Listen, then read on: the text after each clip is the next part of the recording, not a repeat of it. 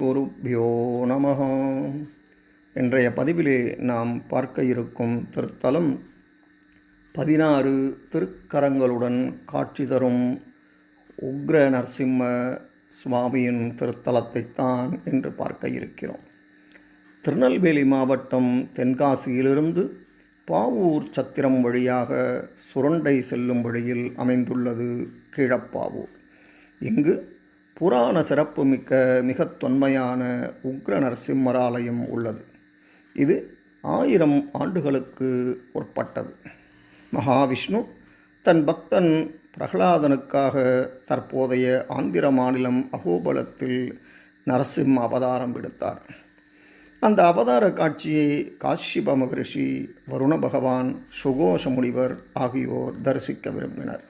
இதற்காக மகாவிஷ்ணுவை நினைத்து அவர்கள் ஆயிரக்கணக்கான ஆண்டுகள் தவம் இருந்தனர். அதன் பலனாக மகாவிஷ்ணு அசரீரியாக பொதிகை மலைச்சாரலிலே சித்ரா நதிக்கரையில் தவம் புரியுங்கள், அங்கு உங்களுக்கு நரசிம்மர் தரிசனம் கிட்டும் என்றார். மகாவிஷ்ணு குறிப்பிட்ட சித்ரா நதிக்கரையை அடைந்த அவர்கள் அங்கு தவம் செய்தனர். அவர்களின் தவம் மாலவன் மனதை மகிழ்ச்சிப்படுத்தியது. இதையடுத்து அவர் ஸ்ரீதேவி பூதேவி சமேதராக 16 திருக்கரங்களுடன் மகா உக்ர நரசிம்மமூர்த்தியாக காட்சி கொடுத்தார்.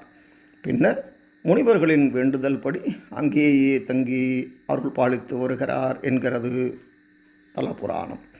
இந்தியாவில் ராஜஸ்தான் மற்றும் புதுச்சேரி அருகே சிங்ககிரியில் உள்ள ஆலயம் தவிர கீழப்பாவூரில் மட்டுமே நரசிம்மர் 16 திருக்கரங்களுடன் அருள் பாலிக்கிறார். நரசிம்மரை சாந்தப்படுத்துவதற்காக அவரது சன்னதி முன்பாக மேற்கு பகுதியில் பெரிய தெப்பக்குளம் ஏற்படுத்தியுள்ளனர். கங்கா நர்மதா சம்யுக்த ஸ்ரீ நரசிம்ம புஷ்கரணி என்று இந்த குளம் அழைக்கப்படுகிறது. இந்த தெப்பக்குளத்தை மையமாக வைத்தே இந்த ஆலயத்தின் உற்சவங்கள் அனைத்தும் நடக்கின்றன. இங்கு ஒவ்வொரு மாதமும் சுவாதி நட்சத்திரத்தன்று மாலையில் 5 வித ஹோமங்களுடன் சிறப்பு அபிஷேக ஆராதனைகள் நடைபெற்று வருகின்றன. இந்த நாளில் நரசிம்மரை வழிபாடு செய்தால் கடன் தொல்லை நீங்கி செல்வ செழிப்பு ஏற்படும், வியாபாரம் பெருகும் என்பது நம்பிக்கை.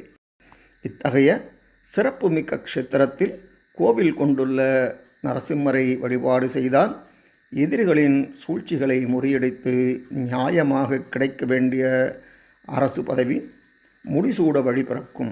மேலும் நரசிம்மருக்கு தீபமேற்றி வழிபட்டால் விரைவான பலன் கிட்டும் என்பது ஐதீகம். சமயம் கிடைக்கும்போது இங்கு சென்று உக்ர நரசிம்மரை வழிபட்டு எல்லா வளமும் நலமும் பெற நரசிம்மரை வணங்கி அடுத்த பதிவிலே இன்னொரு திருத்தலத்துடன் உங்களை சந்திக்கிறேன். நன்றி, வணக்கம்.